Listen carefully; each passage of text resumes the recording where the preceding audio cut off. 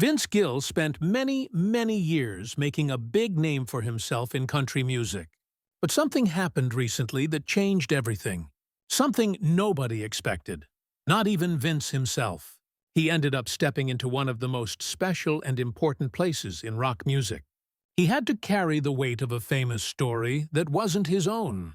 And while everyone was watching, he was quietly fighting with worry, nervousness, and the huge pressure of replacing someone who nobody could ever really replace.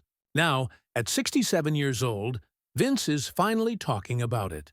He's sharing the hidden struggles, the things he gave up, and the scary truth about what it's really like to keep the Eagles going after Glenn Frey died.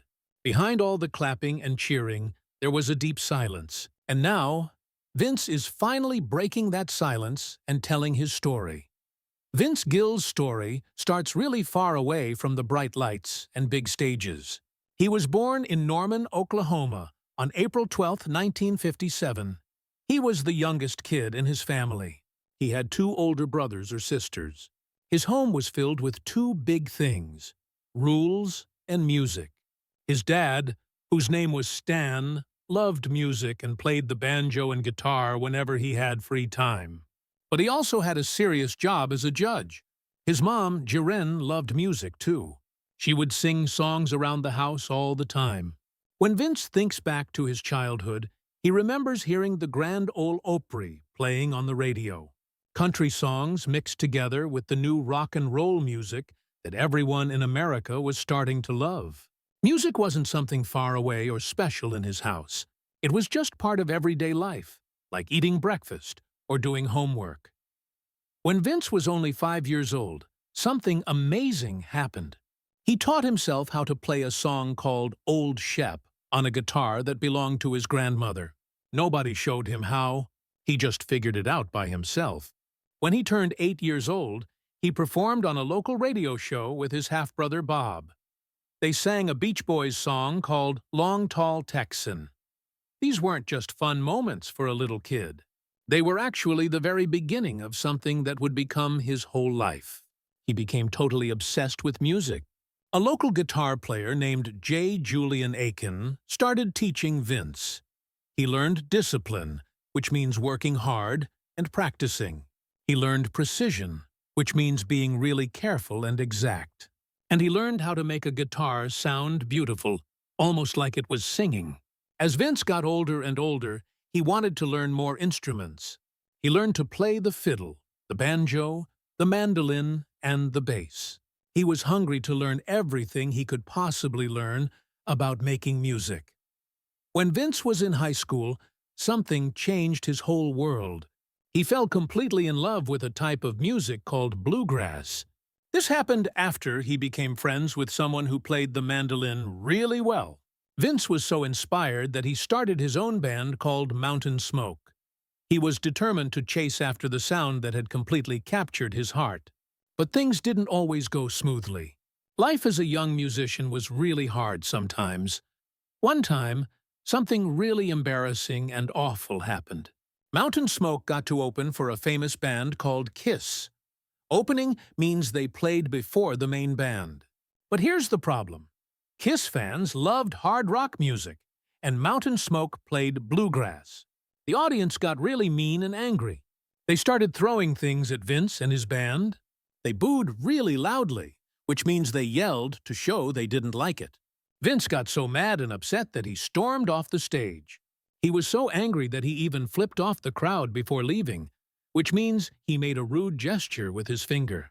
It was one of the most embarrassing and humiliating moments of his life. But you know what? It also showed something important about Vince. It showed he had fire inside him. It showed he had the kind of defiance and determination that would help him keep going, even when people rejected him and disappointed him over and over again. From playing on small stages in Norman to hoping for something better in Nashville, Vince was learning the hardest lesson any musician can learn. Just being talented and good at music is never, ever enough by itself. By the late 1970s, Vince Gill had made a small name for himself in music. Some people knew who he was, but he was still really far from being the big star he dreamed about becoming. In 1978, something lucky happened. He got a chance to join a soft rock group called Pure Prairie League. For a little while, Vince got to taste what it felt like to be recognized.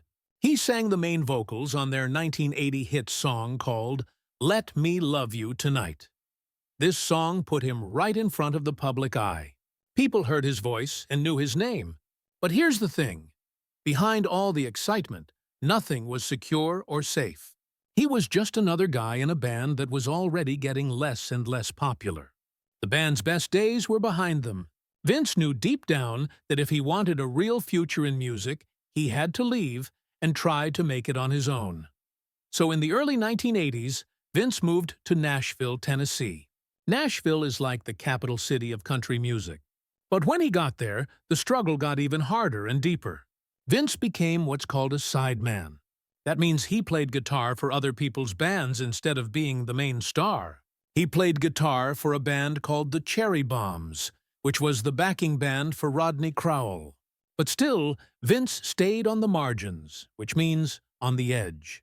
He wasn't in the center of attention. In 1984, he took a really big leap. He signed a contract with RCA Records to be a solo country artist. The record label had high hopes for him. They thought he could be successful. But the results were really disappointing. His records got some attention, but not very much. Commercial success kept escaping him, which means he didn't sell many albums and didn't make it big. For almost 5 whole years, he kept pushing forward. He kept trying to get songs played on the radio. But the hits never came. He started questioning himself. Had he made the right decision? Was this all a mistake? Everything changed in 1989. Vince switched to a different record label called MCA Nashville. Finally, the tide began to turn, which means things started getting better.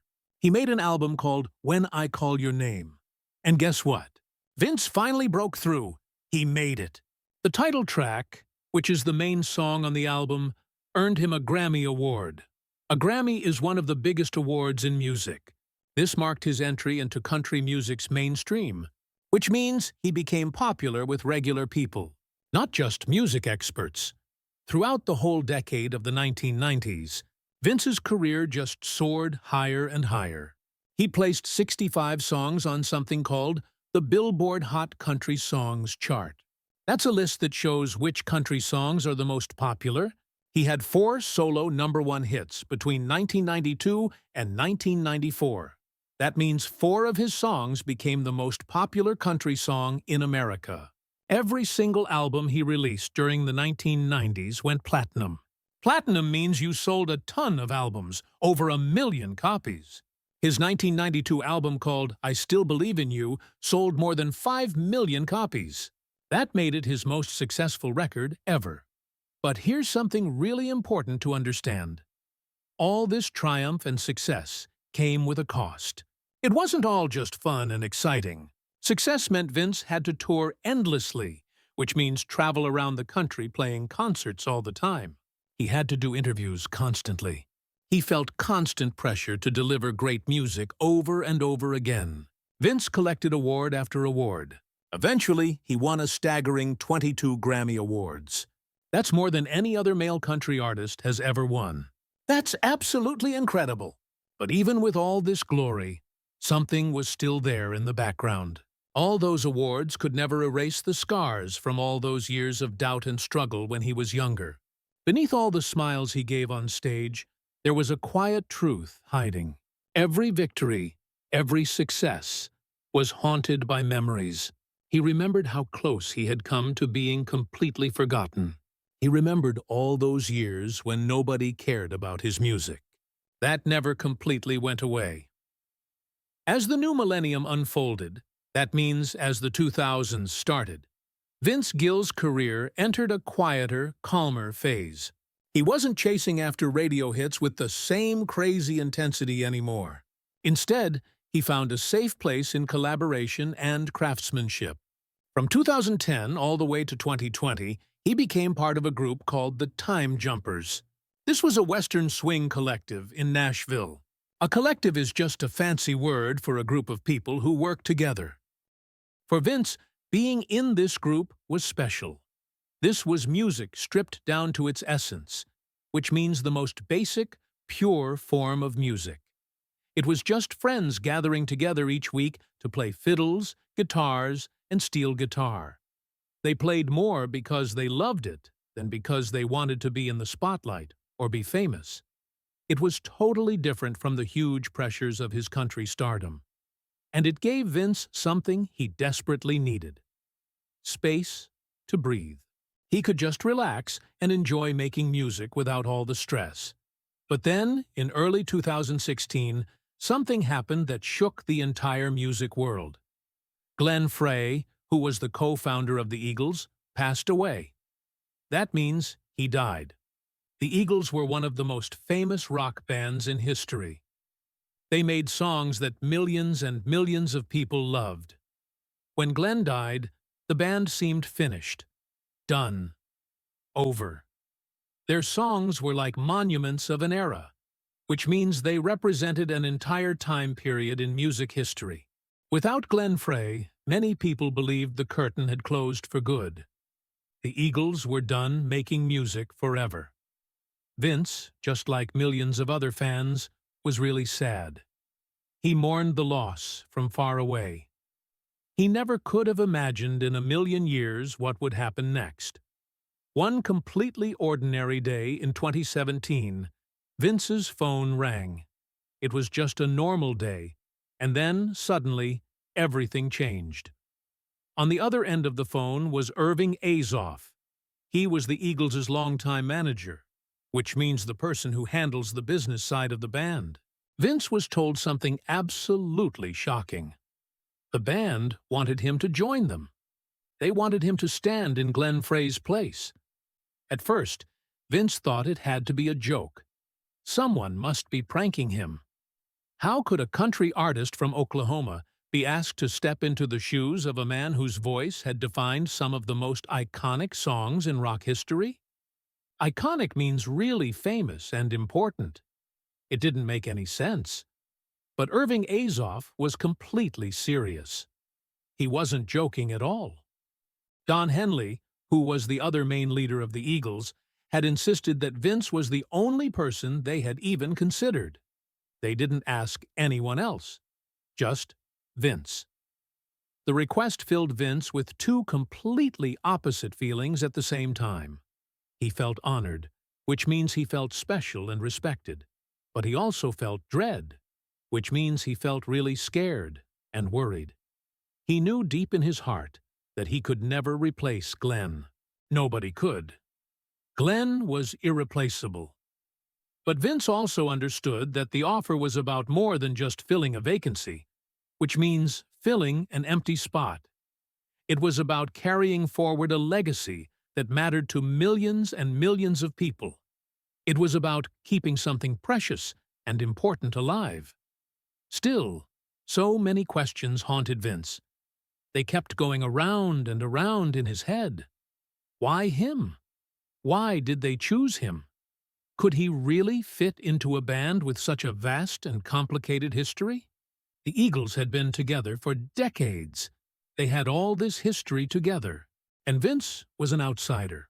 Accepting the offer meant leaving behind the comfort of his own solo career.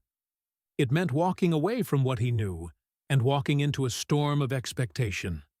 Everyone would be watching him. Everyone would be judging him. Everyone would be comparing him to Glenn. Yet even with all these worries and fears, Vince said yes. He accepted. He was fully aware that his life would never, ever be the same again. Everything was about to change. When Vince Gill first stepped onto the stage with the Eagles in 2017, the surface told one story. On the outside, everything looked good. The harmonies blended together nicely. The guitars rang true and sounded great. The audience cheered and clapped as though nothing had changed, as if Glenn was still there. But behind the scenes, where nobody could see, the reality was much, much heavier and harder. Vince was entering a band whose history was lined with scars.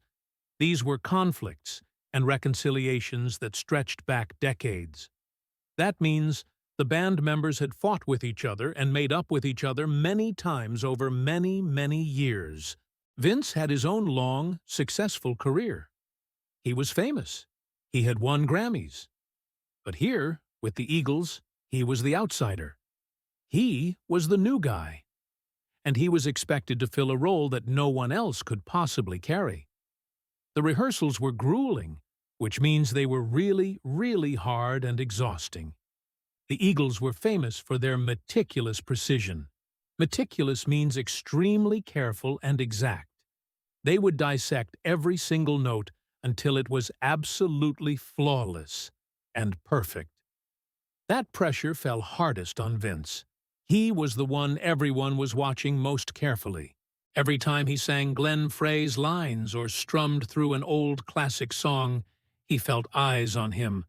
He felt the eyes of the other band members, the eyes of the crew, the eyes of the fans, all watching him, judging him. Could he live up to the legacy of a founder? Could he be good enough? The doubt followed him everywhere he went. It never left him alone. The tension and stress reached a breaking point during one particular rehearsal. A breaking point is when things get so bad they can't continue anymore. Vince had suggested a subtle new arrangement for one of their classic songs. He was trying to honor the original version while also adding a little bit of freshness. He thought it was a good idea. But not everyone in the band agreed with him. Voices rose, which means people started talking louder and louder. Tempers flared, which means people got angry. Suddenly, Vince found himself right at the center of a storm. What had started as a small creative dispute, just a little disagreement about music, spiraled into a big argument. The argument left Vince completely shaken. He felt terrible. Later that night, Vince was alone in his hotel room. He kept replaying the moment over and over in his head. He kept thinking about what had happened. He asked himself a really serious question. Did he even belong here at all? Should he even be doing this? For the first time since joining the Eagles, he seriously thought about quitting. He thought about just giving up and going home. Going back to his solo career would have meant having control again. It would have meant familiarity, which means things he knew and understood. It would have meant freedom to play his songs his way, the way he wanted to play them. But if he left, that would also mean walking away from the chance to honor Glenn Frey's memory. It would mean giving up on contributing to one of the greatest bands in American music history. It was a tormenting choice, which means it was a painful and difficult decision. Vince said years later that he had never felt more like an outsider than in those early days with the Eagles. He felt like he didn't belong. He felt like an intruder in someone else's family. Then, something unexpected happened, something that changed everything. Don Henley pulled Vince aside. Away from the chaos and noise of the rehearsal room, Don talked to Vince privately. He reassured him, which means he made Vince feel better and more confident. Don told Vince that his presence was valued. He told him that he mattered. He explained that Vince's role was not about replacing Glenn. That was impossible anyway. Instead, his role was about carrying the music forward with respect. It was about keeping the songs alive. That quiet, private conversation steadied Vince. It made him feel stable again, and it became the turning point that kept him in the band. If Don hadn't talked to him that day, Vince might have quit. He might have walked away. But Don's words gave him the strength to stay. As Vince Gill settled into his place with the Eagles, he began to change. But he didn't change by stepping into the spotlight. He changed by learning to step back. In his country music career, Vince had always been known for letting his guitar sing. He would often fill songs with elaborate solos. Elaborate means fancy and complicated. He would add flourishes and special touches that carried his unmistakable style. Everyone could recognize Vince's guitar playing. It was special and unique. But in the Eagles, the structure was different. Everything worked differently, and so was his role. Joe Walsh was already the band's blazing guitar hero. He was larger than life, which means he had a huge personality and played amazing guitar solos. His guitar leads had been carved into rock history. They were famous. Everyone loved them. For Vince, that meant he had to shift into a quieter, steadier role. He became the rhythm guitarist. The rhythm guitarist plays the background parts, not the fancy solos. To some people, this might have felt like a demotion. A demotion means being moved to a less important position. It might have felt like a limitation that would bother someone who had once ruled Nashville's charts. But for Vince, who was now in his late 60s, it became an opportunity. It became a chance to embrace something he had grown to value deeply over the years: restraint. Restraint means holding back and not showing off. In an interview with a magazine called Guitar World, Vince admitted that getting older had changed how he approached music. He said something really wise: "I know what's needed, and don't waste time playing stuff that no one wants to hear. As I've gotten older, I spend more time thinking about what not to play." That's very different from when I was young and constantly thinking about playing as much as possible. When he was young, he wanted to play as many notes as possible. He wanted to show everyone how good he was. But now, things were different. Brevity, patience, and silence had become his tools. Brevity means being brief and short, not going on and on. It wasn't about showing off anymore. It was about serving the music, which means helping the music sound its best. And in Vince's eyes, that was the highest form of respect you could give to music. More than once, Vince reminded people in interviews and told audiences that he didn't see himself as an owner of the Eagles' music. He said, "I don't take ownership of a single note. That would be foolish. My job is to honor the songs and play them as they deserve to be played." This was a type of humility that was rare in the music industry. Humility means being humble and not thinking you're better than everyone else. The music industry is built on ego and reinvention. Ego means thinking you're really important.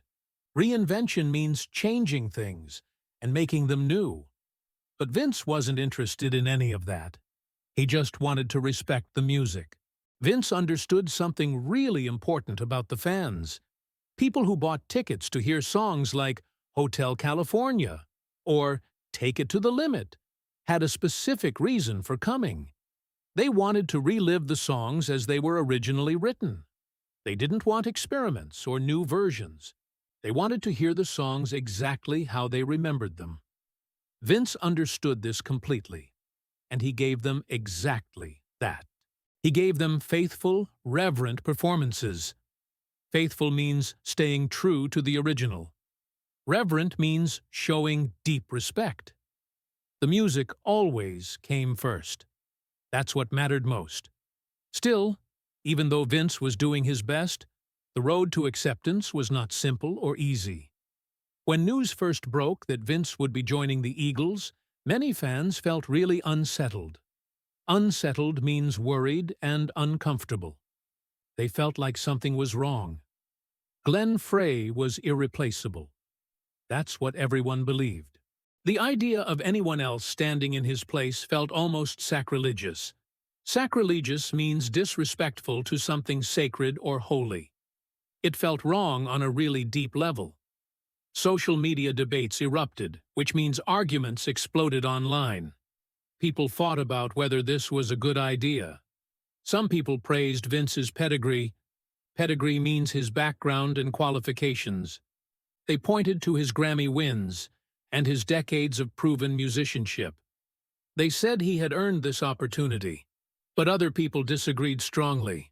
They accused the band of diluting their legacy. Diluting means making something weaker or less pure.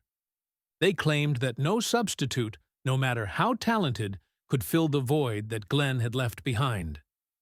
No one could replace him. Vince bore those criticisms in silence.